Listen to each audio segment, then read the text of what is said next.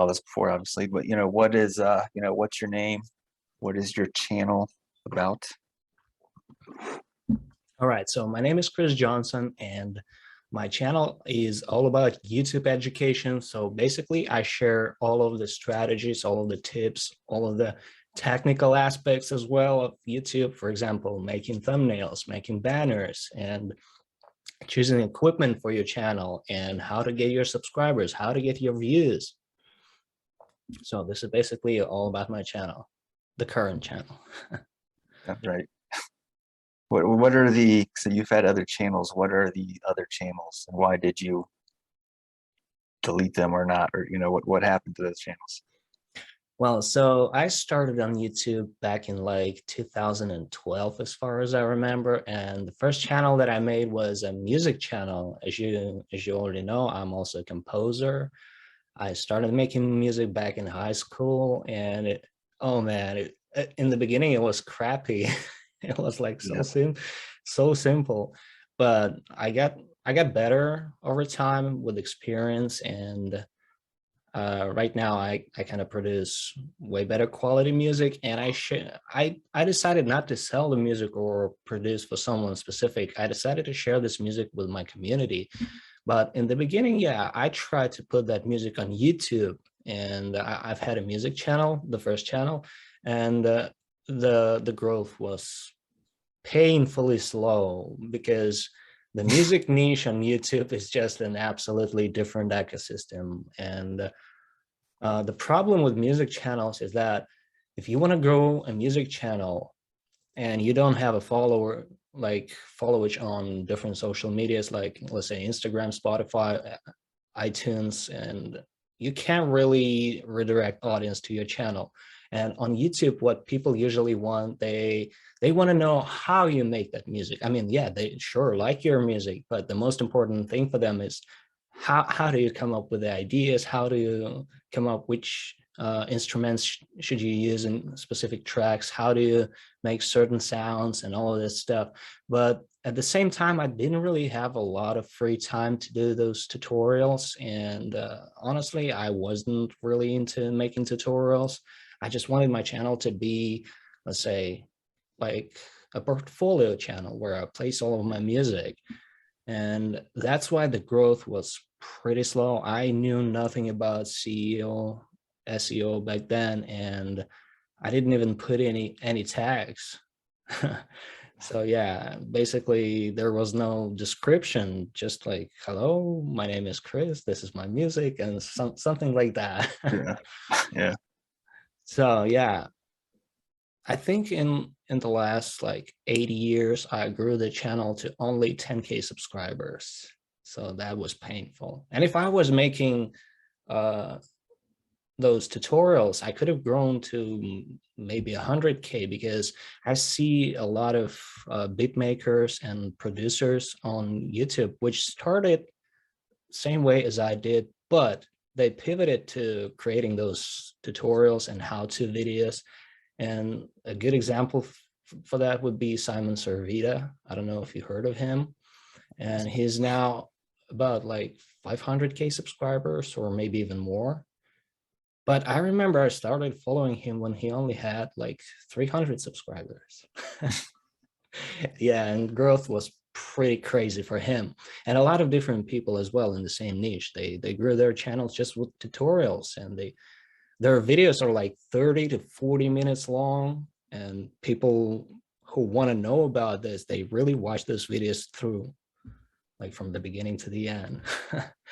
So yeah, this was my first YouTube channel. And I think in 2020, just before the lockdown, before the COVID happened, I created an ASMR channel. I didn't really know about ASMR before that, although I've experienced that in my life. I mean, for example, I remember sitting like in a barber shop and with those scissor sounds around Yep. you. I don't know, that tingly feeling when you get when they Yeah. put the trimmer close to your ear and you That's hear that sound, oof, those tingles. yeah. Yeah. It does. So I was watching a video of a girl using the same mic that I have right now. It's a Blue Yeti microphone, although it has like a stereo mode. So whenever you move around, you can hear it in like left ear or right ear or moving around the microphone. So she was basically role playing like if she was a barber and she was cutting your hair. And that was crazy. It was like all around me. Whoa, what is that? That's kind of interesting. So this is how I got into ASMR. And I've had some troubles falling asleep for as long as I can remember. It usually takes me like 2 to 3 hours, just laying on the bed, looking at the ceiling, counting shifts, trying to fall asleep. Even though my body is tired, I couldn't fall asleep. And SMR, in some sense, it actually helped me with that problem. And I decided, hey, I can actually, well, this is one of my passions to help other people. And I thought to myself, like, hey, I can help a lot of people this way. So I might actually create my own channel. And it was doing pretty good. My stitch was that I was using special effects. I was like, I don't know if you've seen that Facebook video with the Iron Man collab or something I like don't think that. so. So yeah, there were a lot of special effects, and those videos took a really long time to create. That collab took me like 2 months to edit, and those were just 2 videos, and it was like a full sci-fi movie with packed with special effects. Is that the one you posted on Facebook? I think I posted it on Facebook Yeah, the already. one you said you spent a whole long time editing it. Yeah, That's another yeah, one. yeah, that one exactly. So, but for some reason, like a year ago, I got some sort of immunity to SMR because right now when I listen to SMR, I feel basically nothing. I don't know why it happened. Maybe I just overdosed myself just by Yeah. watching those videos before I go to sleep every time. So yeah, I actually, before starting this channel, I tried to upload my first 2 videos on that channel, where I had about like 1.4K subscribers. So yeah, 1400. And the thing is, my existing audience were not really interested in, they were not interested at all in the videos that I was planning to produce. And I actually asked in the community tab, like, hey guys, what do you think about this? I'm planning to change my niche. I actually made a specific video first, and then I asked questions in the community tab, and people were basically not interested. So I asked them another question. If I create a new channel and if I made a poll actually and asking people if I made a new channel and upload my videos about YouTube growth, about YouTube education, all this stuff, would you follow me? Yes or no? And 90% said no. It's just not what But they're into, you know? yeah, That's but I not was what, talking to bigger players in the game and I was asking their advice, like, hey, what do you think? Should I try to grow this channel and keep uploading on the ASMR channel just by renaming it and deleting all of my videos? And most of them told me to create a new one. They thought that that would be a better idea because it might actually confuse the algorithm. yeah. Even when I installed vidIQ and those daily ideas, the 50 daily ideas tool, it kept giving me the ideas about ASMR instead of the YouTube growth. I was like, no, that's not what I need. So No, yeah, I decided, I actually deleted both of those channels, and just in one day, I just made the decision like, hey, I'm no longer going to be putting effort into those channels because this is what I want to do. This is my vision. I want to help people with YouTube. I want to help them grow their channels and be successful and eventually quit their 9 to 5 job. right. Because that's what most of us want, some freedom. Right. I think that's the whole, I mean, I'm sure, especially when we first start, like you mean like you're like, it's not for the money, but like you're doing this because you maybe don't like your job or whatever. So you started doing this, but then like it builds a community. I know people who started YouTube channels or other businesses, and then it turns to this like their goal of what they wanted of like, I just want to make some free money. It turns into this like it's helping the community, and it changes this whole thing. It's interesting when you Well, first start. technically, sorry for interrupting, but technically that wasn't the reason why I started this channel. The reason was because a lot of people on Twitter, I mean, I have like, when I had an ASMR channel, I had around 1,000 followers on Twitter. Right now, I have a little bit less. Some people decided to unfollow because of my new direction. Yeah. So I've had a lot of DMs from people on Twitter and Facebook asking me, hey, how do you get your lighting setup? How do you set up your camera to make it look better and stuff like that? How do you work with your sound and all of that? All of those questions were like flooding my DMs. And I decided like, hey, we don't really have that much time. I mean, everyone has 24 hours a day. Yep. And imagine trying to help every single person that is typing and sending messages in your DM is going to be physically impossible. So I decided that, excuse me, I decided that I could create a channel, and instead of trying to help each person individually, I could help all of them with sharing my own experience, my, what do we call it? My journey and all of this. So the reason I created this channel was to help people understand that YouTube is not just a hobby, because personally, I don't like working for others. I mean, I'm all about that entrepreneurship, and a lot of people don't even know. Recently, I think there was a video from Think Media, and it was called something like how to deal with toxic people that don't support you. And I get that question a lot. Should I share my videos, and should I even tell my friends and my family about my channel? Because most likely, like, some of them will not support me at all, but they are the closest people. Like, how am I going to feel about it? They may discourage me because of that. And the funny thing is, I remember when I first told my mom about this YouTube channel, at first she didn't understand it and she was skeptical about it.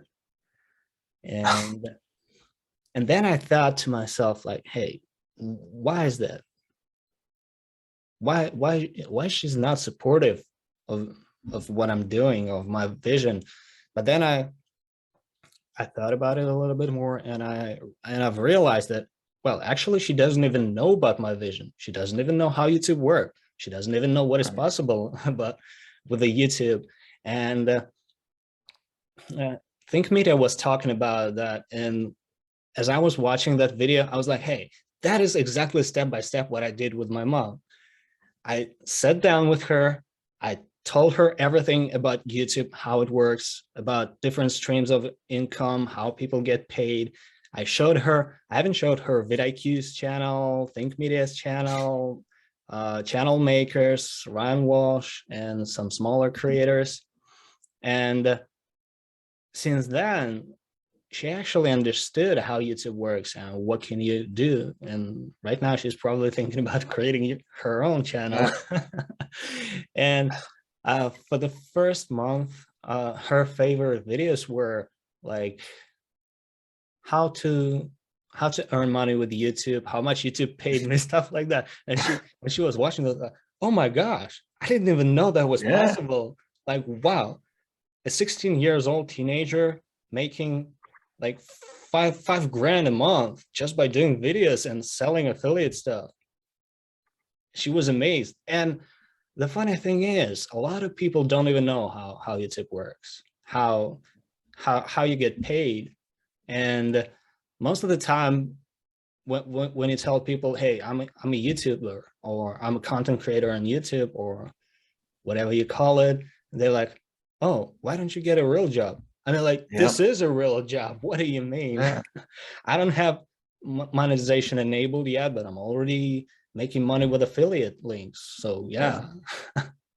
And there are so many possibilities that you could spread your income streams in the future. And if you already have some sort of business, bring it to YouTube and spread the, I mean, all of the business people, they try to increase the amount of income streams. Like every possibility, every opportunity counts for them. You don't want to put all the bags in one basket, you know that. Because, for example, what if,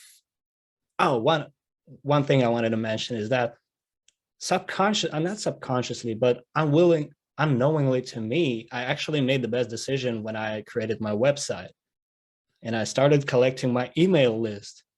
I didn't even think about it that way, like for my business, for my future. But the good thing is that what if something happens to YouTube tomorrow?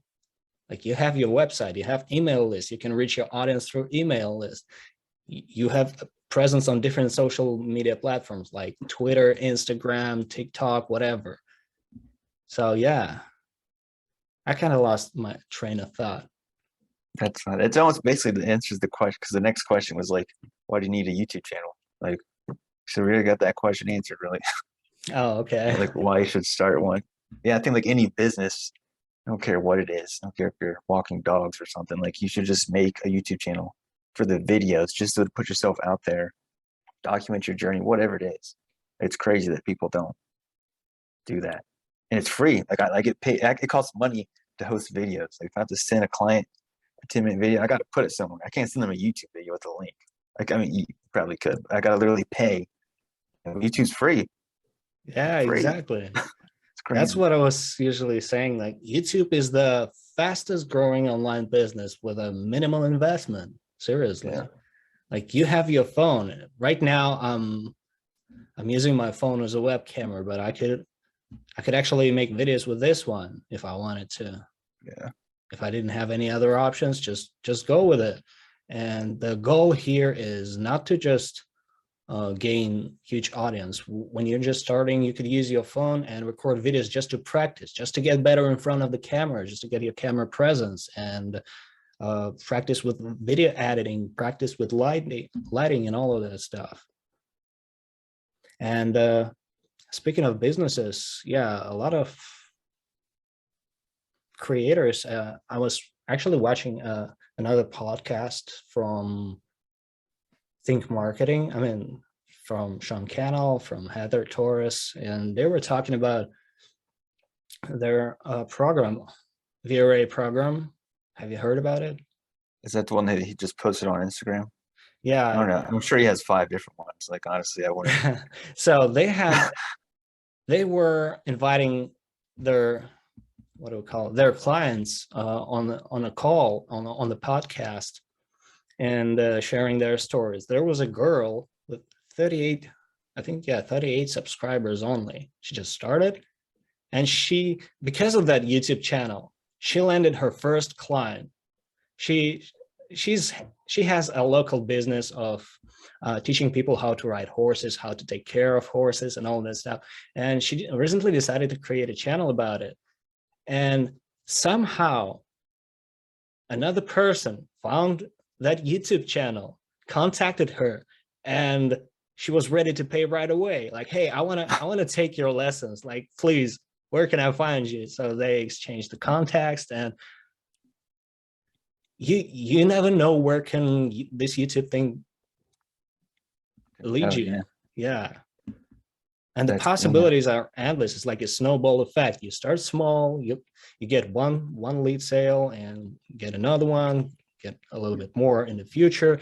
And the more audience you have, the more opportunities you have for your business as well. Exactly. There's someone else like who had like, I just talked to him, name's Andy, and he wanted to change his career to start making like books for like children, like actually animating it. Oh. So he just started like vlog his routine of him changing it from like mowing grass. That's all he did, just mow grass. Has 300 subscribers, and someone's like, hey, like watched him for 2 years, and they literally just asked him, hey, can you make this book for me? He's on like his 2nd book now. He was just vlogging of like how he's changing his career. Like he didn't have experience at all. I mean, he's trying to do it Then someone's like, yeah, sure. Hey, can you make this book for me? I'm like, what? Wow. You just don't That know. is that is the power of audience on YouTube when you can connect with your audience directly and Yeah. they actually ask you. Same thing when it comes. I saw there was a question about what do you call it, how you come up with ideas. Ask your audience. There's your question. One of the ways. I mean, we're gonna go deep into that a little Yeah. bit later, but yeah, that's one of the ways. He was asked to make a book about a specific topic and he made it. Yeah. That's good. Yeah. So I think we'll get into the some of the more of the questions. So the channel name, do you think, I mean, yours is just your name. Do you think you should put a name, or if it, what's just your opinion, I guess, on that when you first start out? Well, when you're first starting out,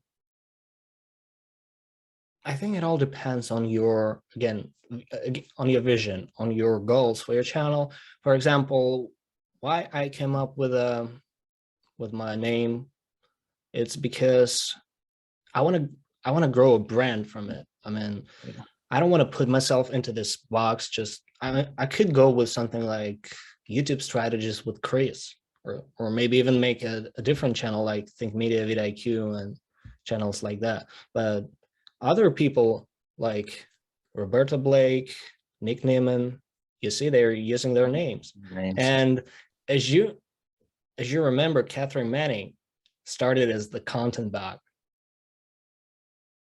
The So, what? huh? The You content didn't, doctor? the content bug. No, I didn't even know She started that. talking about Pinterest and Instagram strategies, but then all of a sudden she made a video about YouTube because someone from her audience asked about it. Yeah. She made a YouTube video and it exploded. And she kind of pivoted at that point to YouTube strategies. And then she realized, like, hey, I want to grow my brand. It's not just about my YouTube channel. It's my website, it's my Instagram and all of that stuff. So I wanted people to know me personally, and I want to represent myself with my face, my brand. And she decided to switch to Catherine Manning instead. So what I would suggest, it's not, what do we call it? I would probably say that naming a channel with your first and last name is more of a future targeted approach because it's not going to help you get discovered easily. But the more people watch your videos, the more they get recommended with your videos, the more they will recognize your name. So yeah, it's like basically starting a company, like from the scratch. Nobody knows you. You got to build that reputation first. You Yep. got to build that authority. You got to connect with people. So same goes here. But let's say if you have a channel about dog training, and you might want to come up with something like dog training one-on-one, or no, not one-on-one, but dog training with Jeff. Yeah. If you're about to make a channel about dog training. So that would be a good name for you. And it already would include the search term, the keyword in your title. So that might be beneficial to you when you're just starting out. Although, what if you decide, like, let's say in 4 months, or in 4 years, you decide to switch a niche? I mean, you could potentially not switch, but let's say you want to broaden your niche to, let's say you want to train different animals, not just dogs. Yeah. But your channel name is about dogs. So yeah, it's kind of controversial in that case. Yeah. It's I think it makes beneficial more in the sense. beginning, but in the future, I would say just go with your brand instead. Yeah. I think your name is where it's better than, like your web design studio and you call it just that, because no one's gonna, you may do that, but like they want to know who you, not everybody, but like especially on YouTube, your face is there. They don't want to know who you are. And Yeah. like I think your name is a lot better than something too specific. I mean, I would say it's just a personal preference. You could change it anytime. Yeah, right. Can't you? There's no. There's no like limit. It's not one of those. Yeah, exactly. Let's see. So this is one. So the profile picture, you think that matters at all? Like that, you know, your Uh, little I think tag. yes. A profile picture matters in terms of discoverability. Like, let's say when you're visiting someone else's live stream, and if your profile picture is I notice that a lot because sometimes when I'm on someone's stream and I see like profile picture that is popping, and I usually compliment that like, hey, I love your profile picture, and they comment back like, oh, thank you, appreciate it, I like yours as well. And they might actually even check your channel, Yeah. and you can go to their channel. Usually if I like someone's profile picture, I might as well go and see what their banner looks like, what their content looks like, because they already attracted my attention with a simple profile picture. That's one of the reasons that I've put the, what do we call it, Instagram story circle around my profile picture, Yeah. because it So it's looks a not. little bit different. Although I'm thinking about changing the background to something brighter so that I could separate myself from the background on the profile picture. Yeah. And speaking of logos or your personal picture, I would say that if you already have a business and you're starting to move that business to social media like YouTube, and people already know your brand, people already know your logo, then just go with the logo. Because why would you want to promote yourself if people already know the brand? Yeah. So but then again, your face, if you're just starting out, your face is going to be the face of your brand, and the people love to connect with others when they see their face. It's easier for them, especially if it's a smiling face. Who doesn't like Right. smiles? Right. Right.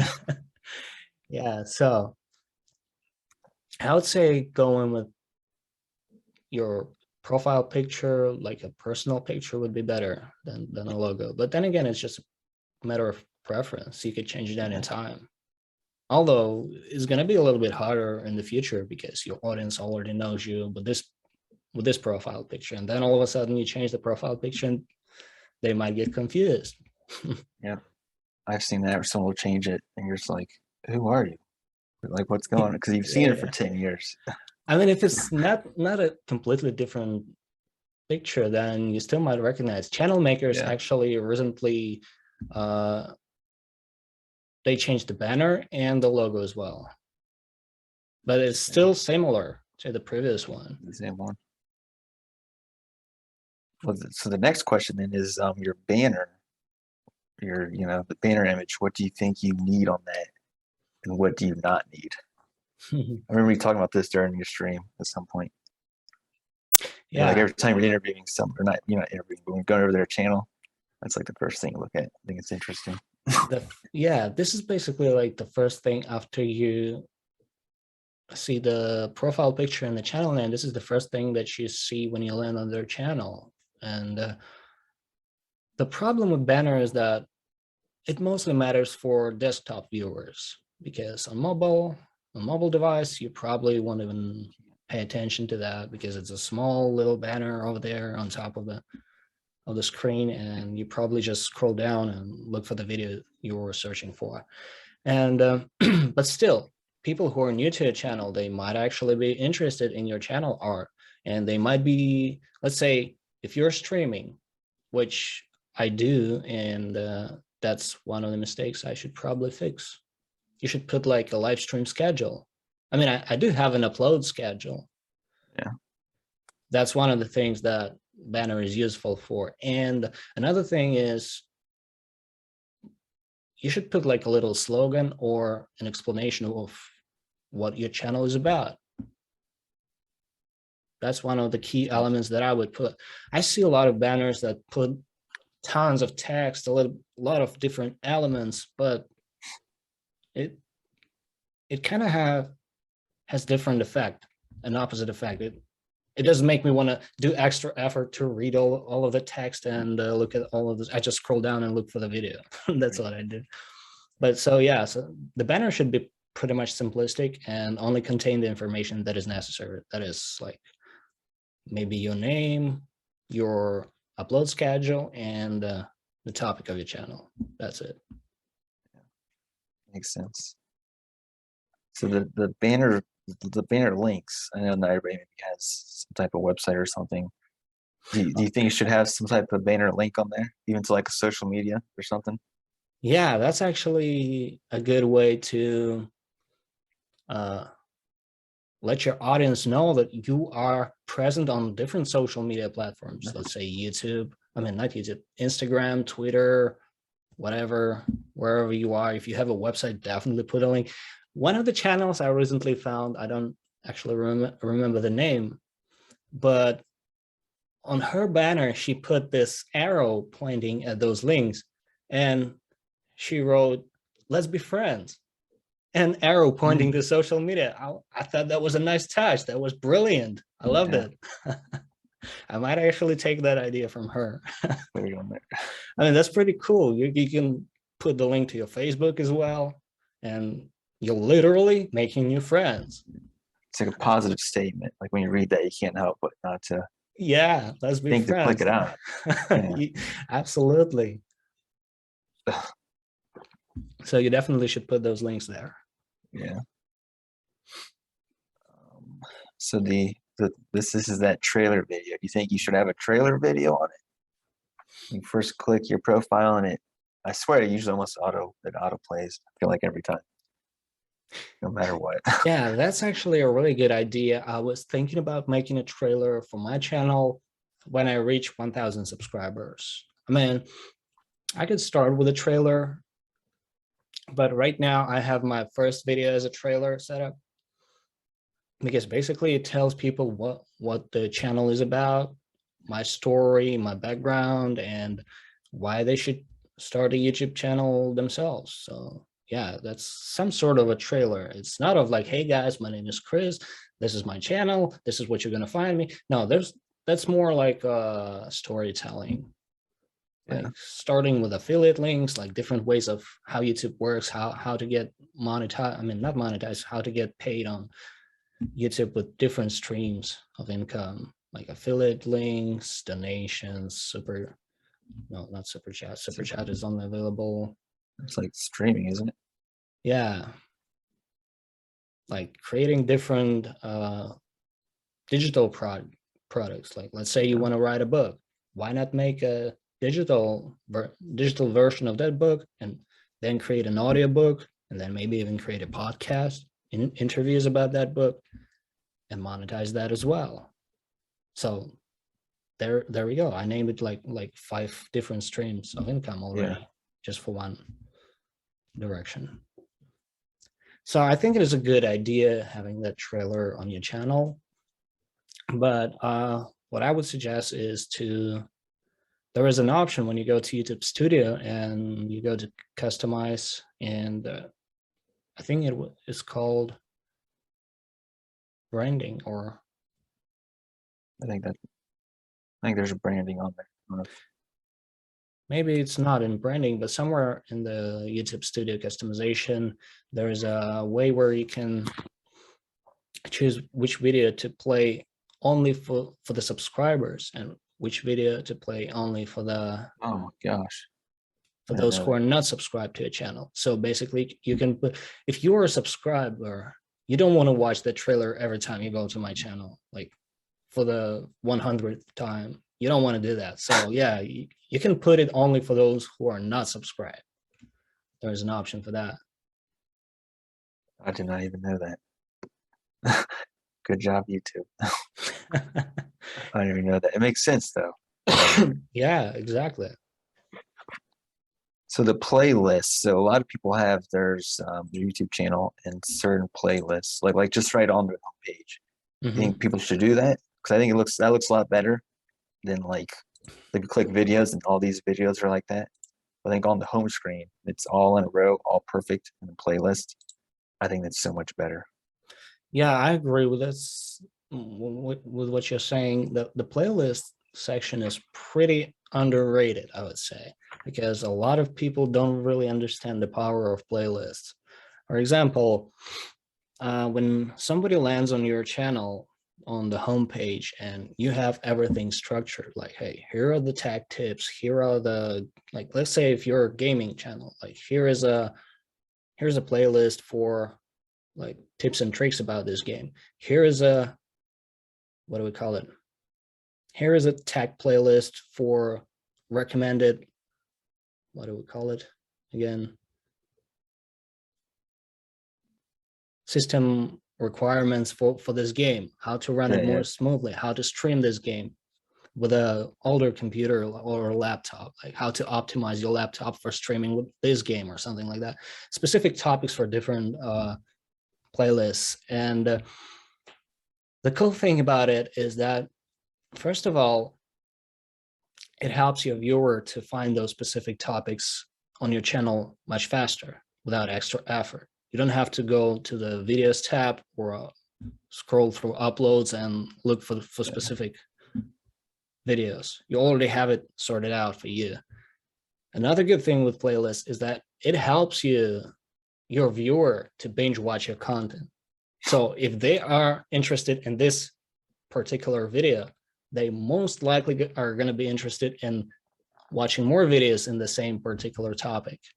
So that's one of the reasons why, for example, instead of promoting one video, you could promote playlists on your social media, like tips and tricks about editing, and you have like 15 videos about it with different nuances, and you can promote that playlist.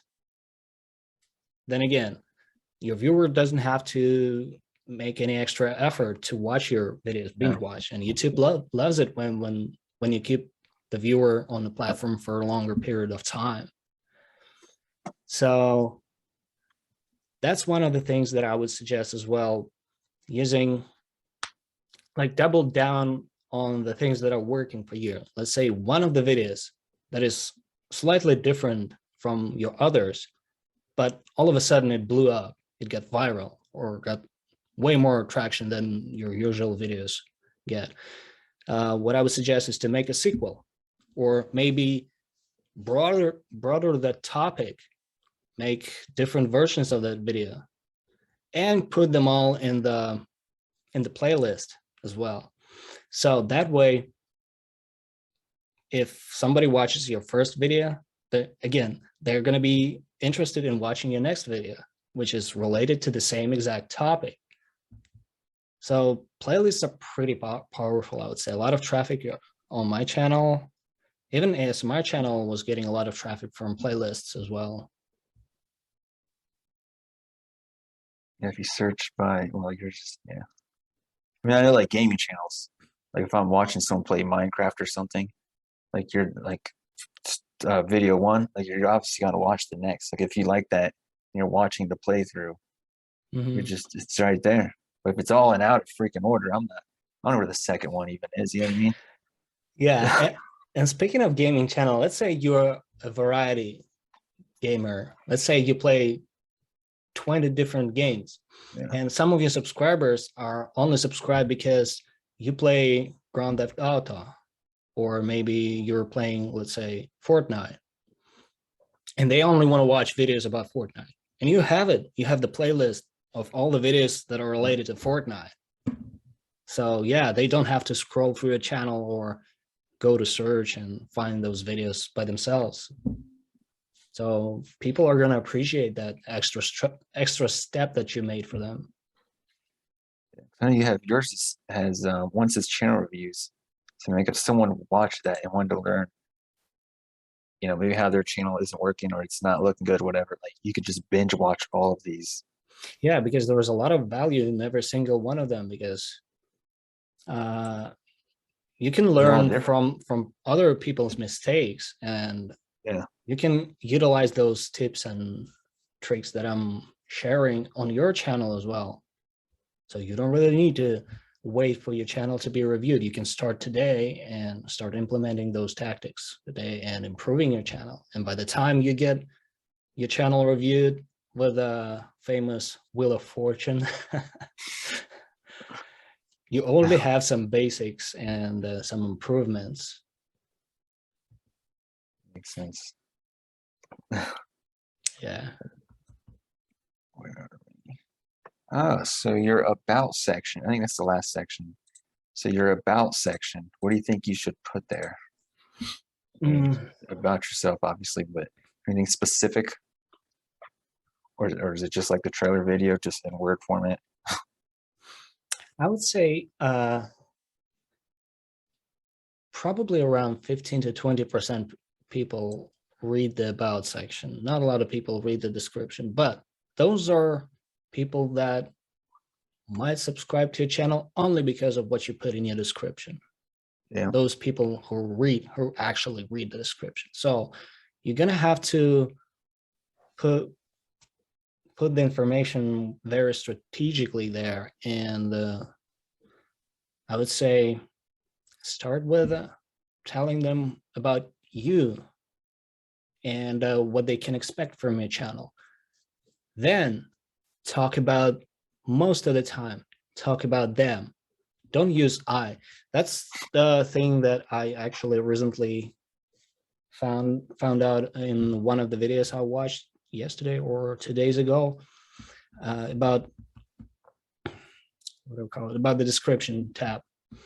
And they were saying, like, the description tab and the about section shouldn't be about you. I mean, there shouldn't be a lot of I Yeah. or my name is, my channel, or I do this, I do that. It should be about you. You're gonna learn this. You're gonna know that. You can expect this. It should be about the viewer. It should be about you. So I kind of have to overlook my description as well in those terms. And yeah, that's one of the aspects that you should put in your description, like what your channel is about, what your viewer can expect from it. And you got to have a clear vision. Why do you have this channel? What is your mission?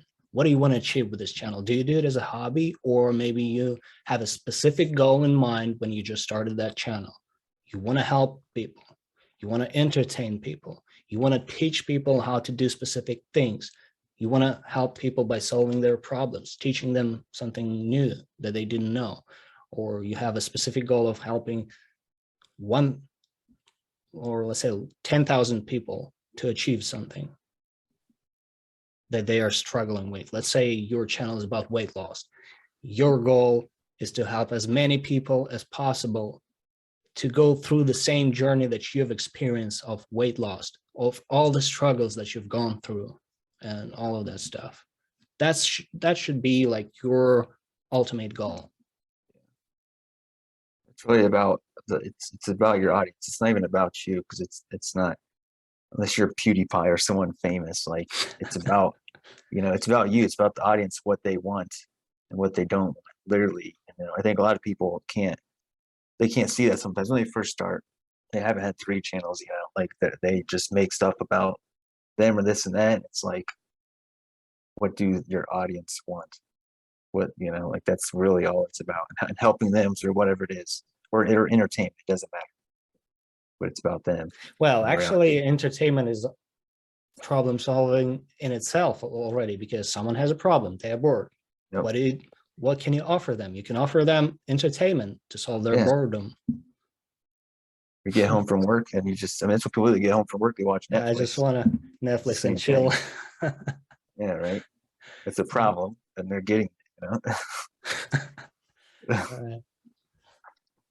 All right. So what's the next question? So I know some people, especially when they're small, they hide their sub count.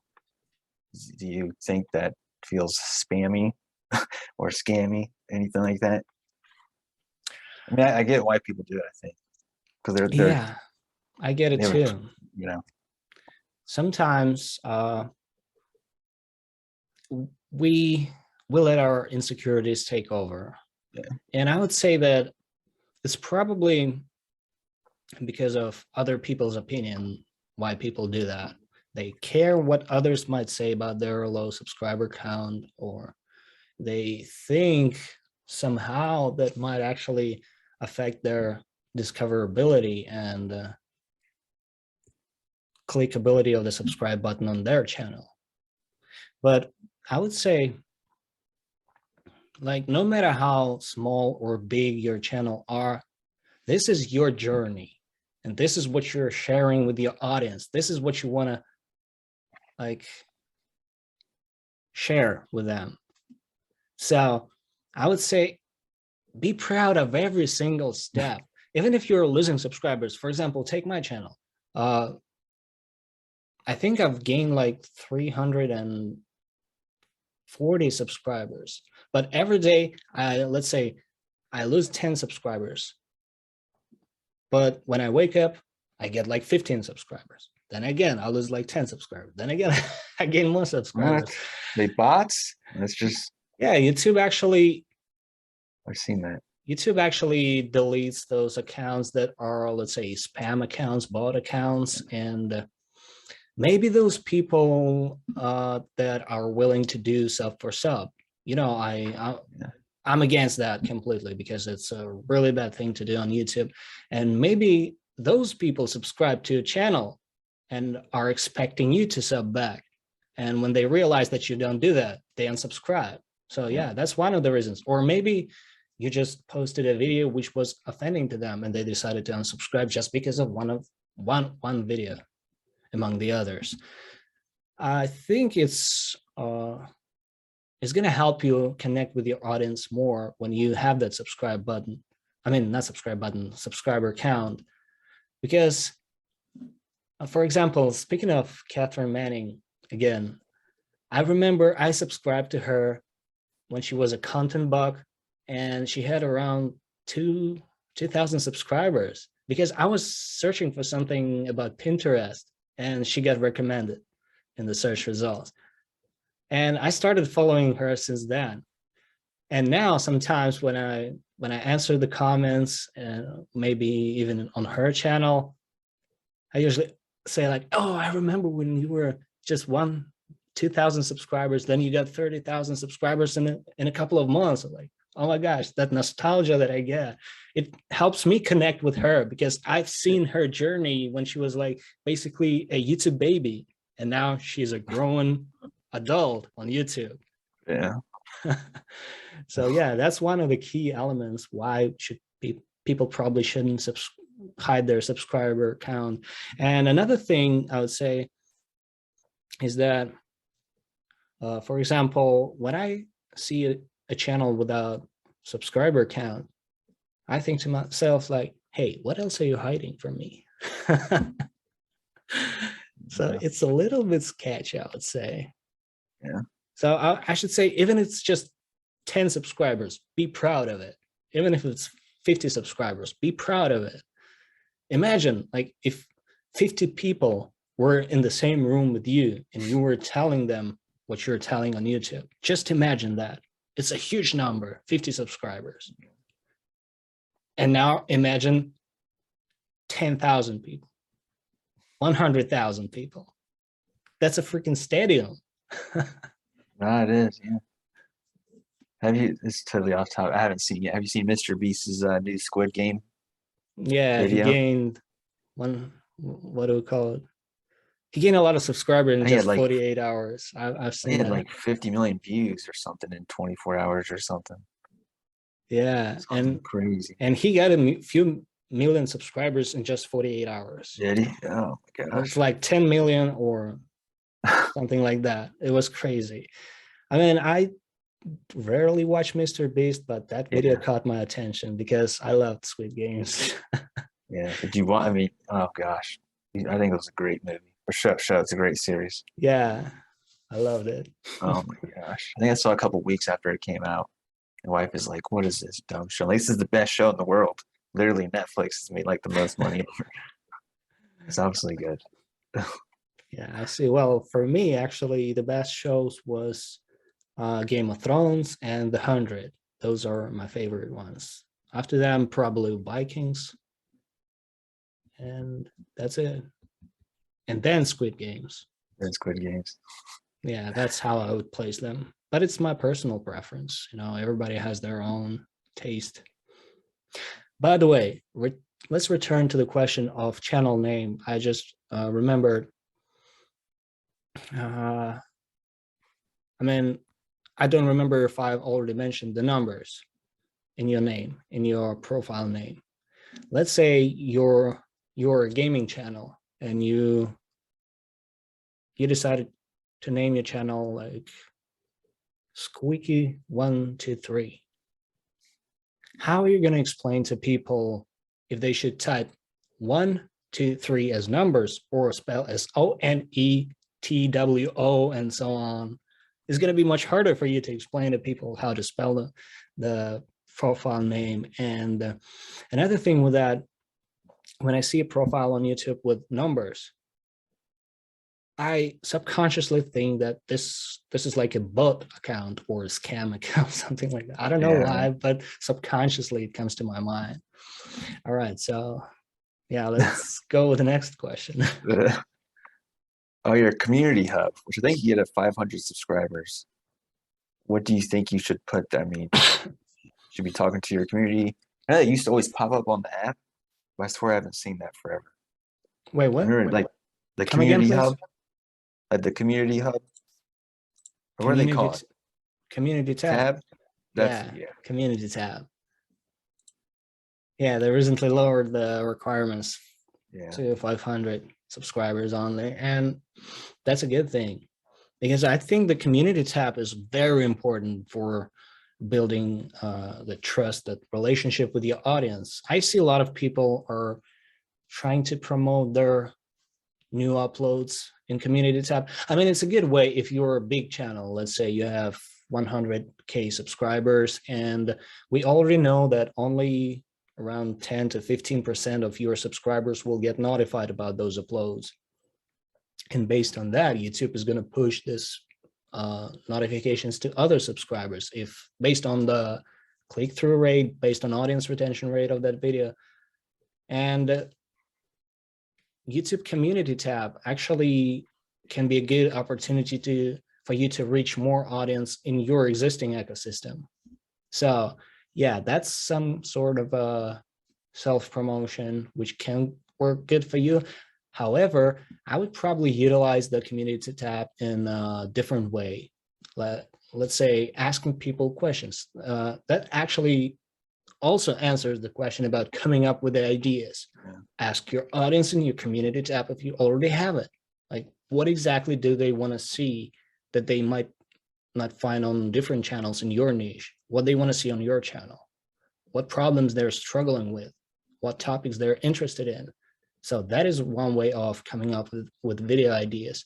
And also don't forget to ask personal stuff like, hey, how's your day, guys, going? Share your story or something like that. And you could also, let's say, if you are a channel about tech and today you decided to go to a restaurant and you had a lot of fun and there was some interesting moment which you could record, and you could use a, what do you call it, GIF or GIF? There's a ongoing debate about it. GIF or GIF. Some people prefer one. GIF, GIF, whatever. So the community tab doesn't allow you to have videos, but it allows you to have GIFs on community tab. And visually, it's more catchy. So you could share like a special moment from your life, from your personal life, even though your channel is about tech, and it's going to help you connect with your audience. Again. Yeah, I think sometimes there's channels that they don't post anything like that. And like I think I connect more when someone's posting, not like their whole everyday or anything, but just because otherwise you just see them post their YouTube videos. And it's like they're all business, and then they'll post something like they're eating ice cream, like, oh my gosh, this person doesn't just make YouTube videos, like he just, I don't know, it seems more normal, you know, you can relate to them more. Yeah, and maybe they post like a picture of their pet, like everybody loves animals. Yeah, right. Yeah, that's pretty cool. Or maybe something like from behind the scenes. Yeah, that could be a good way to utilize your community tab as well. Yeah. Let's see. Well, the next question is, how do you come up with ideas? I think asking your audience is the most logical one, right? Yeah, that's the most logical ones. asking your audience in the community tab. And if you don't have that one, YouTube Facebooks related to your niche, go to Facebook groups. And I know there's a lot of different Facebook groups and people are asking questions. And if you're not knowledgeable enough, you can answer those questions. So it can give you ideas of what people are actually searching for. Another way is another good way, I would say, is go to your competitors. I mean, I don't like the term competitors, but hey, that's what a lot of people are calling them. I think of them more like-minded people that I could share my audience with and who I could potentially collaborate in the future. So I don't see them as competitors. That's why I don't understand the term of saturation on YouTube. I've seen a lot of channels that are just starting out in the very saturated niche and they blow up. That's because of the dedication, of the determination, and all the effort they're putting in their channel. And if you really want it, you can get it. So what I would suggest is to go to a bigger creator in your niche or niche again. Huge debate on that one. How do you pronounce that? So what do you usually call it? I think it's niche. Niche. That's how I say it. But for some reason, most of Americans, or niche, they say niche. Yeah. I don't even know now. Maybe I say niche, and we've been talking too long where the word doesn't become a real word anymore. All right. So when you go to other content creator, bigger content creator in your niche, and you sort their videos by most popular, it kind of gives you an idea of what is trending. I mean, you gotta pay attention to the date, because let's say the most popular video was back from 2012. There was different idea for that time.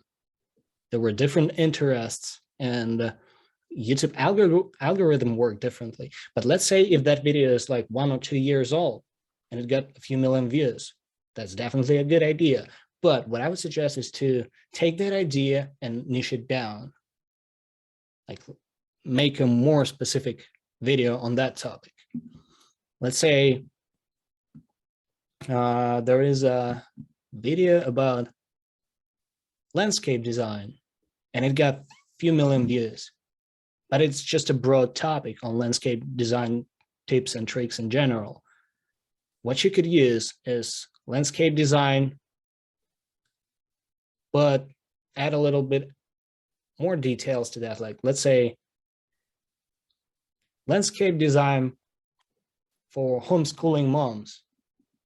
They could create that landscape design for their own garden or their space that they have while they have a lot of free time on their hands. They could utilize that time for that. And that's a very specific niche.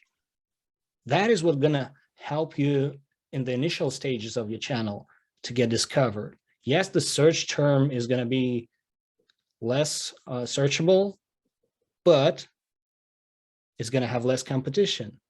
And it's gonna potentially give you more chances to get new audience attracted to your channel. And then when you get that audience, when you get the established audience, and when you get the authority of your channel, you can spread the niche to broader channel. Because let's say if you decide to make the same video that is called landscape design tips and tricks, just exactly the same title, and maybe that video doesn't even exist with the one we were talking about, a few millions views, but you're just starting out. You produce that video and it starts getting traction, but the next day somebody produces and posts the video on the same topic, but they already have an audience and the video gets more traction. YouTube starts pushing their video instead. So you're losing your potential subscribers. Be more specific in your niche. That's what I would say in the beginning. So this is one of the ways. Another way, let me see real quick. I kind of don't remember. Oh, yeah, there's a website called www.criss answerthepublic.com. You I know that remember site? that. Yeah. I don't know where you said it from, but maybe it was from Facebook. I have Yeah. been there at least once. If you have an idea or Yeah, I've been there once. a specific topic that you want to make a video about, but you don't know what exactly your audience want to know, you just type in that keyword. Let's say again, you're a dog training channel. You type dog or dog training in that on that side, and it's going to give you all the answer. I mean, all the questions that people are searching for. And the cool thing about that website is that you can choose your audience. You can choose the language. You can choose the country from where people are asking those questions. So let's say most of your audience is from the US and you choose the United States and the drop down menu. Yeah. It's going to show you what people are asking. Same on Google. You could go with Google Trends. I've done that. I'll see where they recommend stuff. Yeah, It's like the exactly. perfect way to just make a video about something. Just it's right there. People are searching it. Yeah, people Boom, are. done. That's it. New video. Yeah. Another cool thing that we were talking about before is vidIQ tools. Even if you have a non-paid version, it still gives you 3 daily ideas based on your channel topic, based on existing videos on your channel already. And if you have a paid version, you have 50 daily ideas. That's freaking awesome. There you go. Just see, there's tons of ideas. It's not even. It's crazy. Like if you can't think of ideas, you need to branch out a little more or something. Yeah, honestly, I have so many ideas written down. I don't even know how many months ahead I've pre-planned all of that. You like And write, every they're all day I written keep, down.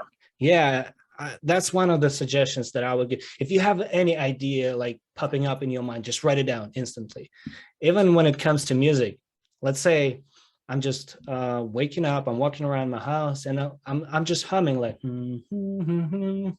something like that, and I'm thinking to myself, oh, that's a good idea for a melody. I'm gonna have to pick up my phone, turn the recording on, and hum it. So later, I could actually use that melody and interpret with a different instrument. So that comes with video ideas as well. If you have an idea, not just videos, life in general, if you have an idea, write it down because we tend to forget that easily. Yeah. I take a lot of screenshots of something. Like it'll be on Twitter, it'll be, I don't know, about anything. I'll screenshot it and write my own little notes like, do this, try this or something. So I have probably hundreds, if not thousands of screenshots with little notes on. You know what the problem with taking screenshots? It's the same problem with memorizing phone numbers. Do you remember the time when there were no mobile phones and we had to memorize all the phones from our list, actual numbers, and we have to manually call all the numbers? Yeah. So that actually helped your brain to memorize those because you are implementing that in action. So what you're saying about screenshots, you took a screenshot, you put it in some folder and you forgot about it. But if you actually type it all or you write it down, it helps you to remember that. Subconsciously, you put that information deep inside your brain instead of just simplifying that. Same comes with phones. You don't even need to memorize them because you have them on your phone already. Yeah, I know like my wife's number. That's probably it besides mine. Like I literally. Oh, I see. That's all I know. Actually, that's the millennial in me. It was Answer the Public. That was the website. Yeah. I think you said audience. Yeah, Answer the Public. I'll put that as a link. Before I forget. So, do you script? Do you script your videos? Because I've tried like not scripting it, then I've tried putting notes, like very short notes. I have to do like something like in between. Like I have 80% of something written out. Otherwise, I'll just start blabbing. Like the podcast where I don't plan it out, I listen back and I'm like, Well, it's Thursday. I got to upload it tomorrow. Like, I don't know. Just it don't sound good. But then when I plan it out and I write down 80% of the words, it sounds so much better for me. Yeah, But that's just how definitely. Well, it also depends on your personal preference because, as I was saying on one of my channel, in one of my videos on my channel, that I pre-planned like 3 months of content in September, back before I didn't even have a channel. So I pre-planned and scripted every single video. But now when I come back to those scripts, I read them and I notice that they sound like too mechanical. yeah, that's what I've heard. You know what I Too mean? It's scripted. like unnatural. So recently I decided to make bullet points, as you were saying, like write down different topics that I want to talk about, that I don't want to forget about, and include them in the video. So depending on those bullet points, I actually talk about that in my videos. I think when you're just starting out and you notice yourself rumbling and going off topic pretty much all the time, yeah, that might be a good idea to script your videos, because you're gonna have more. I mean, you're not gonna have more freedom of expressing your thoughts, but you're gonna have a more structured, what do we call it, narrative in your message when you're trying to record a video. So yeah, definitely there's going to be a lot of takes. For example, when I was making my videos, the first videos, I was repeating the same phrase until I get the perfect phrase. I mean, you have to memorize, you have to look at your, whatever you call it, if you have a teleprompter or you have a laptop or maybe even a tablet, you have to memorize a phrase or a few sentences, then you repeat it on the camera, and maybe a few times you make mistakes. That's the cool thing about editing. Same with podcasts. You can edit it later. If you mess up something, Yep. you can cut it out. It happens all the time.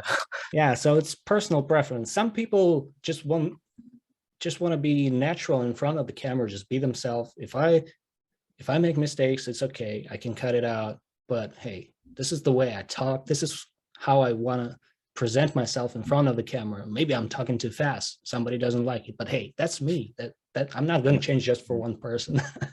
I am who I am. So this is how I'm going to talk. So it totally depends on what people are comfortable with. Yeah.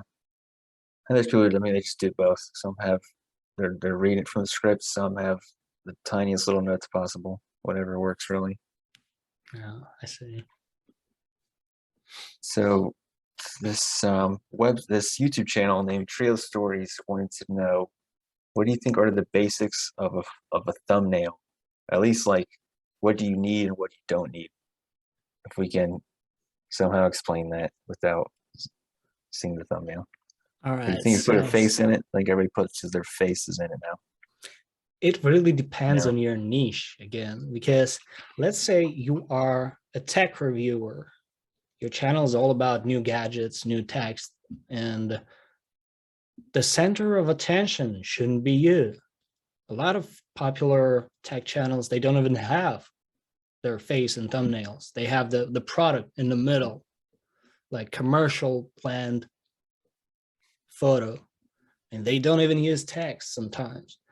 And I've noticed that depending on your niche, but in a lot of different niches, it is better to have simplistic thumbnails, because when I started on this channel, I started making those complicated, flashy, those thumbnails. And yeah, people like it on Facebook. When I was posting them, they were liking it and saying a lot of good stuff about them. However,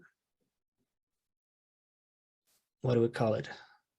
It is better to have not a flashy and not complicated thumbnail that gets clicks, instead of flashy thumbnail that doesn't get clicks. I mean, they obviously do, but it is always better not to invent the wheel when it's already invented. So look at your competitors. What is working for them in your niche specific? That gives you an indication what you should be focusing on. So that's why I'm actually deciding to change all my thumbnails, how I approach them, and basically retake all the photos that I was taking for my previous thumbnails.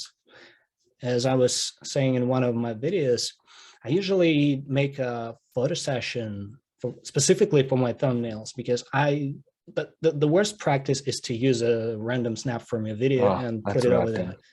That's It's not good. that's the It's not worst. good. At least put some effort, use the background remover, cut yourself out, Yeah. blur the background, and add like an outline or something to separate you from that background, but never ever use this random snap. Just random. I was talking to some bigger content creators on YouTube, and some of them spend more time on creating and thinking through the idea of thumbnail, the idea of the video, more than they spend on creating actual video. Oh gosh. Yeah. I mean, it makes sense, because if you're not gonna watch the video if you can't get anybody to. Yeah, even if it's a legendary video, if You know what I nobody clicks on that, nobody's gonna see that. Yep. Yeah. So, by the way, did you know that Mr. Beast actually pays around, I don't remember the specific number, but a few grants just for a single thumbnail. Does he? Yeah. He probably has a whole team. There's someone on Twitter and it says there's some, like, he's the He's got a team of Mr. 30 Beast people manager plus. Yeah.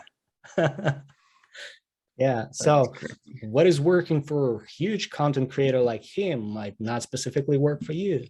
He may produce a lot of thumbnails that don't really have words in them.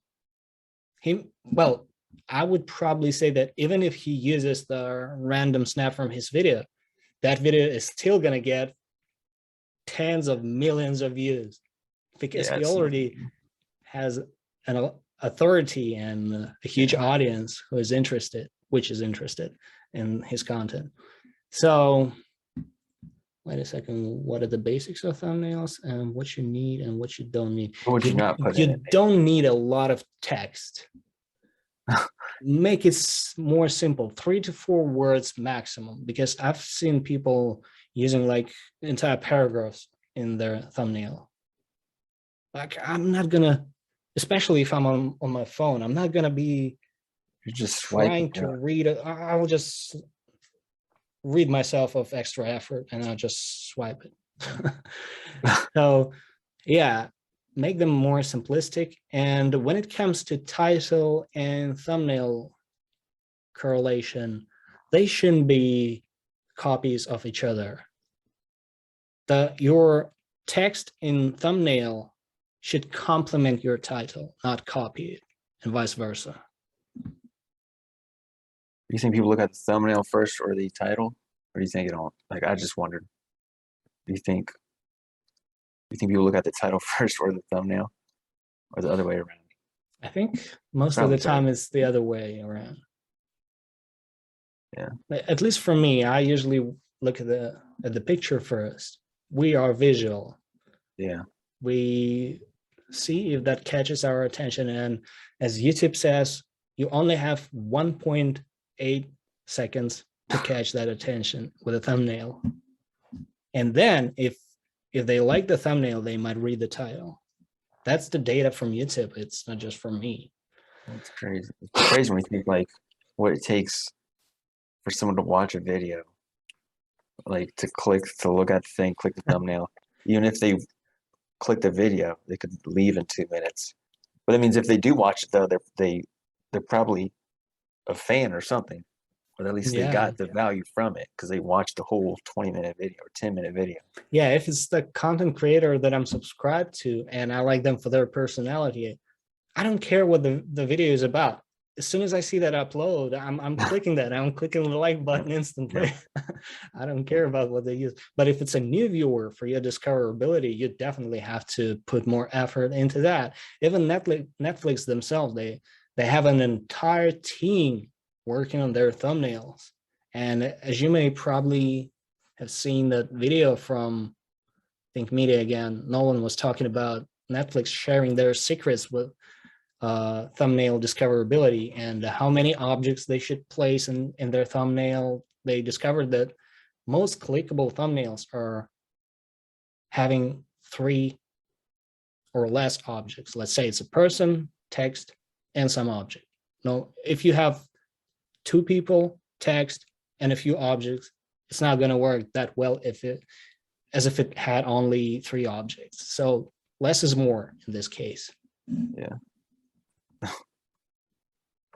So this one, I don't know where I put this one here, but do you have any like overall editing tips? Maybe something you do to get done faster or anything like that? I have an entire video called Edit Like a Pro to Increase Your Audience Retention. Yeah, there are some tips that I talked about, but if I were about talking those tips right now, it's probably gonna take around an hour. But in short, I would say if you're not using the double speed, you should start using that.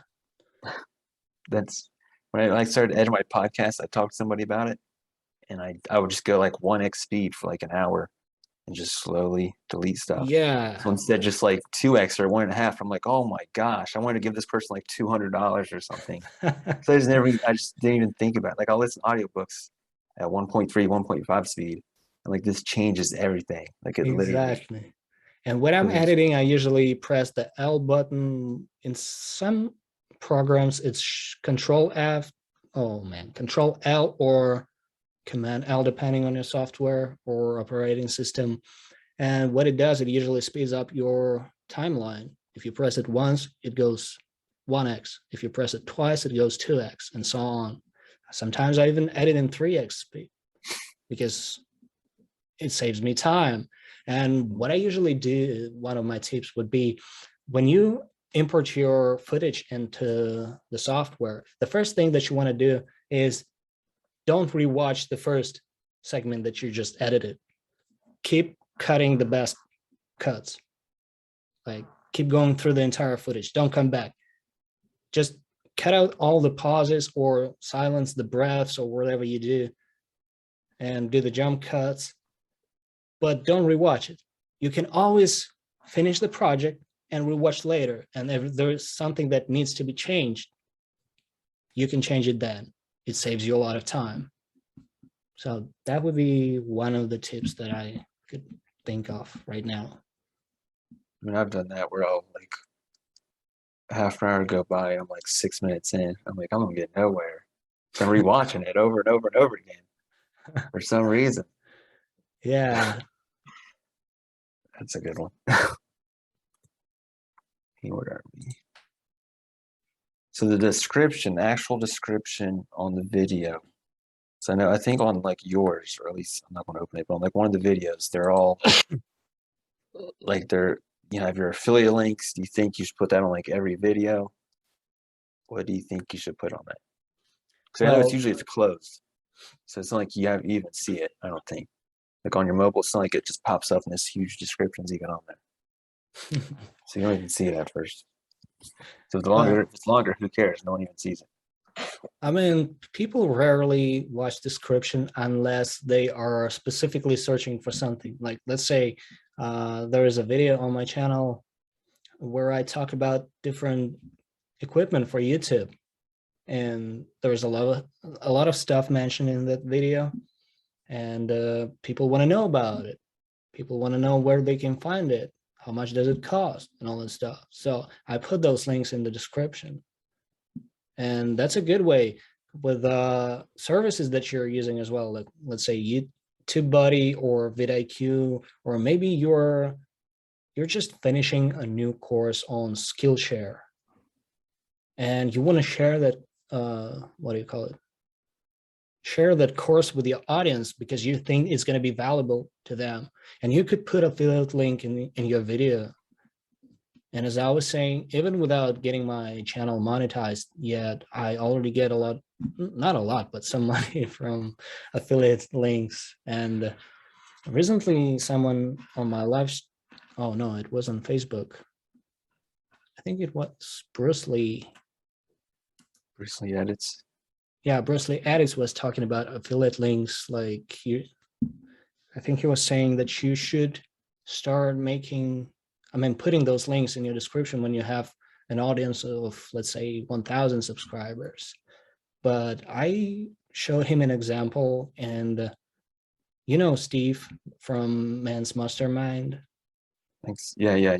Yeah, he's got like 90 subscribers, but he recently made his first affiliate sale.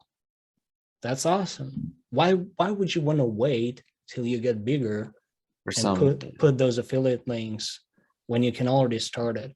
But only use those products that you trust by yourself. Like, don't put the products that you haven't tested, that you haven't tried, because if someone from your audience buys that product and it's not as good as you described it, you're definitely going to lose their trust. Yeah. So speaking of description, try to use the same keyword as your title, but in more natural way. Try to describe the video, but don't exactly show all the details. Don't show the results. Try to intrigue the viewer, because some people still read the description on their suggested section. Yeah, I think I'll usually open it, but it's almost like when I make my podcast notes, or if I read any type of description or podcast or anything, it's almost like, what links do they have there? That's all I'm looking for. Like something they talked about, where's the link? That's it. I'm not really reading. I'm not actually reading. I'm getting, this is your Facebook page? Okay. Something like that. So I think it's good to have your website, whatever you're talking about. Yeah, people usually go there for a specific thing they're searching for. Yeah. Oh, the cool thing from Andrew Can was, if you're talking about some project or about something and you link it in the description and you tell viewers about that link, he usually uses that phrase, something like, hey, while you're down here, don't forget to click that subscribe button. It's actually a pretty clever way. That's cool. Yeah. I think I saw one of your, I don't know if it was one of your videos. It was like, I think you zoomed out or something. I was like, hit that subscribe button or something like that. Like button. It was something like that. Oh, that was cool. Yeah. Do you think it matters when you upload at all? Like in this day of age where there's stuff coming out at any time, day or night, you think it matters anymore? Yeah, that's an interesting question, because we actually know that the first 48 hours are really important for your initial push for the video. And there is a cool tool in your YouTube studio. And let me actually check it real quick. Yeah, it shows. It's in analytics. And then when you go to audience and you scroll down, there is when your viewers are on YouTube. And it tells you exactly if you already have some audience already. If you are not brand new, it tells you exactly when your audience is online and when is the best time to publish that video. So let's think of it this way. Let's say you want to open up a business selling bread. So you have a store that sells bread, and you know that a lot of people are passing by at 6 p.m. like coming back from work, and they're passing by your shop and they want to pick up some bread. But you decided to close your shop at 4 p.m. and then you open it up again at midnight. Nobody's going to come through and nobody's going to buy something. I mean, sure, they will come back tomorrow and buy not a fresh bread. But if you were to bake specific bread for that specific 6 p.m. time, you're going to make those visitors and your potential buyers and your clients much more happier, because they're tired. They want to get home as soon as possible, and on their way they can get fresh bread. Same on YouTube. You want to serve fresh bread at a specific time. Do you think it matters per your audience? Like what does yours say? Like does it say like 2 p.m. or something Friday? I mean, I don't know. Well, actually, I for think it my matters channel, it says 5 p.m. most of the every day. days. Yeah. And that's specific to my local time. Oh, okay. So So 5 basically, p.m. it's more morning in the US. Yeah, yeah. Because it's like, was it 1 a.m. there or something? Probably. I mean, it's 5 p.m. here. No, it says 5 p.m. here. Or you're saying right now it's 5 p.m. Yeah, yeah. What time is it there? Oh, it's 1:35 a.m. here. Okay, I just wondered. So So yeah, I basically woke up like 2.5 hours ago, just before yeah, the podcast. let's go up. Um, oh, so shorts. That's a whole freaking thing nowadays. Do you think people should use shorts? Should they not? And just your opinion on it. I know that's a whole. Some people think that, like people watch shorts, but they don't watch other stuff.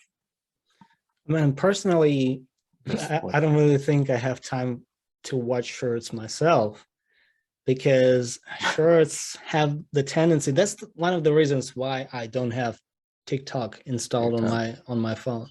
I mean, I installed it for one day. I installed it in the morning.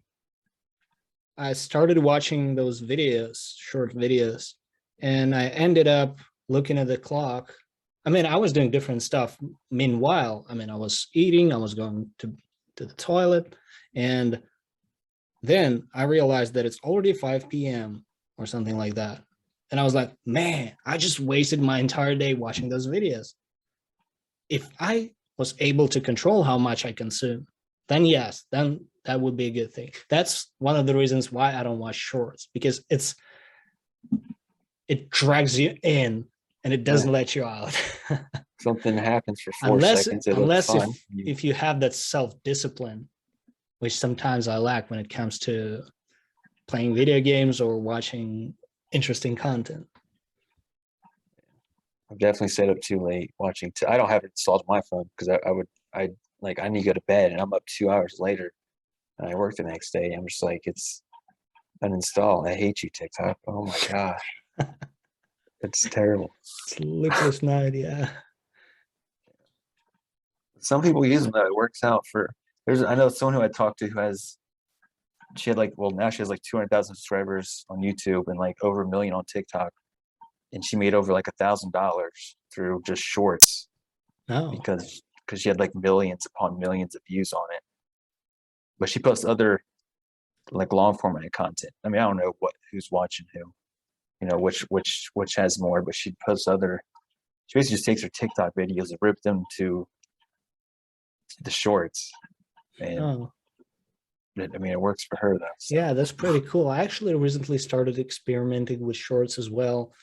I mean, technically for me, they're not working that well because I'm not sure if using small clips from longer videos as shorts would be interesting for my potential target audience. What I should probably do instead is, Nick Neiman said, try to use, what do we call it? A quick tutorials or something like that. That might work better for TikTok and shorts rather than trying those motivational videos that I'm trying to make with my shorts. But yeah, it's just in early stages of my channel and it's a pretty new thing to me, and I will be sharing my experience in the future as well. But shorts can get your channel discovered pretty much instantly if you get one viral short. Yeah. The question here is, are you capable of converting those views into subscribers? That's a real question. Yeah. Are your shorts viewers interested in a longer videos on your channel? That is another question. And what are you doing to drive them to your channel? Do you have calls to actions? Do you have something that will drive them directly to your longer videos? Oh Yeah, the man, thing with people, I'm feeling, I'm sorry. I'm feeling like my energy level dies down a little bit. just drop a little bit. That's cool. That's We've cool. been talking for almost 2 hours. Yeah, but you can speed it up. Really, there ain't that many questions left. They're really just about. Okay, so when you upload the video, I know some people who change their thumbnails if their CTR is bad? Like if there's like, oh, this thing's at 2%. Do you do that? Or do you think there's anything Yes, you should do once you upload it? Yes, you do. definitely yes, because if something is not working, let's say for a month, some of my videos are actually underperforming in terms of CTR, and that's one of the reasons why I'm planning to change them and why I'm trying to declutter them, as well as changing my titles. I was making a little bit of an experiment with changing tags, descriptions, and titles as well on some of my older videos, on my first video, and I think on my editing video as well, because those were not getting discovered in search because of the poor SEO optimization. And I try to change it a little bit. I would say there is a slight change. I don't remember the exact number for my first video. I think it was around 1.3% from search results only, the traffic on my channel. But now it's up to 3%.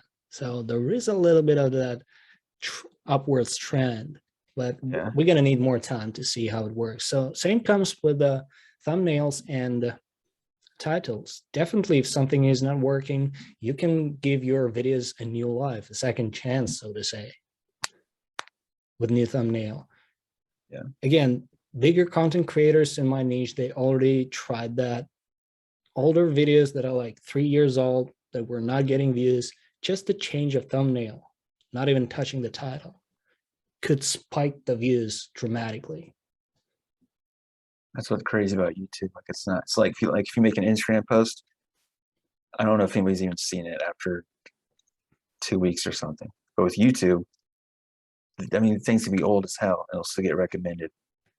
Like that's why YouTube's awesome. Yeah. So you have a Facebook group.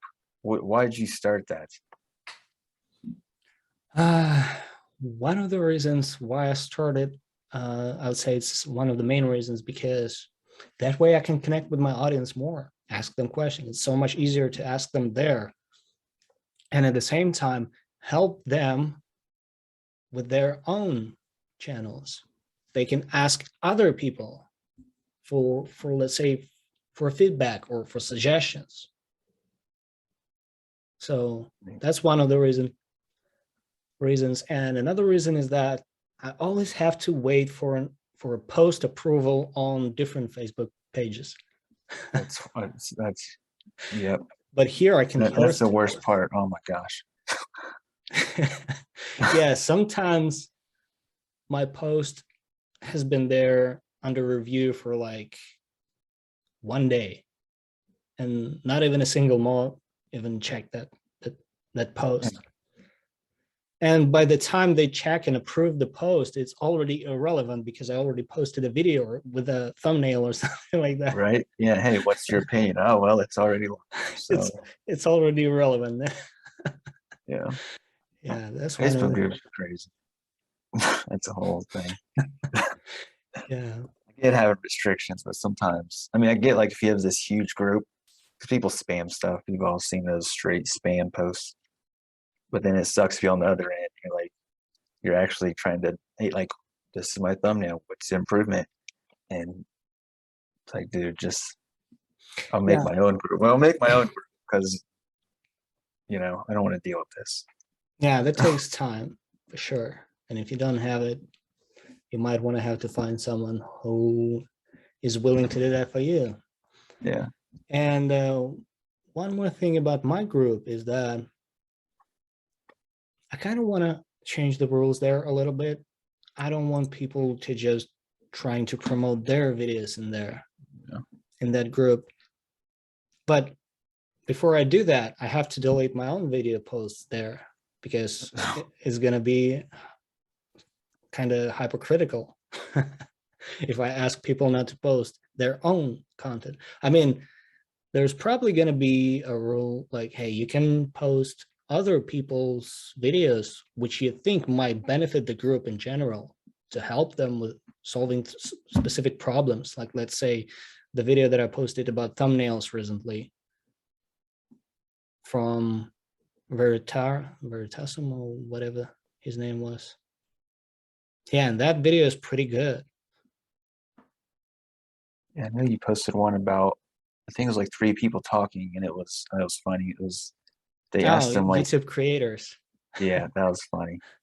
And that one girl just kept saying like, That's really you know, contradictional. I it don't know was what to think about hilarious. that video. Yeah, right. I guess I'll believe the people in what they're talking about, but they, it was just something. They probably just read some article. Somebody just found some article. I mean, you got to take I into don't know. consideration that those content creators are absolutely on a different level. What works for them Yeah, doesn't necessarily work for you. They might not even put the description or put any text at all, and their video is going to get discovered because they have that audience. But when you're yeah, just starting out, you're going to have to use all the tools, even yeah. if just a 0.1% for your tags to be affecting your search optimization. You definitely want to use it. Every extra inch matters. So the last question was Adam Mellor. I don't know how you say his last name, but how did you get good at design? Like, or tell, and if it's like schooling or something, how do you think your average person can get better at it? Like making thumbnails, for example. Oh, wow. Well, first of all, thank you for saying that I'm good at design, but I don't think I am. I still have a huge room for improvement. And I discovered a book from someone on Discord recommended me that book. Let me see. It is called The Elements of Graphic Design, third edition, by Alex W. White. I haven't read the book yet, but I'm gonna do it pretty much soon because the reviews of that book are pretty good as well. And I don't have a degree in design, but I had a lot of experience. I was working in landscape design, clothing design, interior design, tombstone, and monuments design. What else? Sound design. Basically Oh, every aspect of creativity that my mind could cover. I've tried in everything, myself and everything. So yeah, I would say that just keep practicing. What you're seeing right now is just not a product of one day of work. right. It's years of practice. And back when I was starting out, there were no tutorials, no videos. YouTube wasn't a thing back then. It was probably in 2002 or 2003 when I had my own cable television channel. I was around 18 years old, and that was my first business, but I didn't know anything about business. So basically it only existed for like a year or something.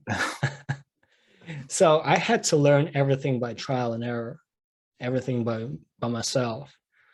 And my first editing and designs, those were terrible. Probably even worse than you could do right now because you already have some basic knowledge and understanding. Yeah. Same goes with music.